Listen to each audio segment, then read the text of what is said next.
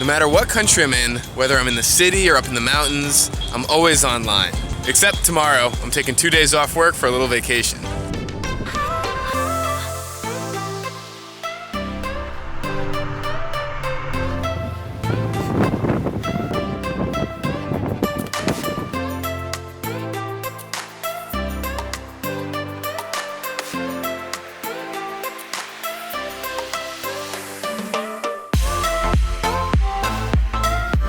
This has got to be one of the coolest hostels in the world.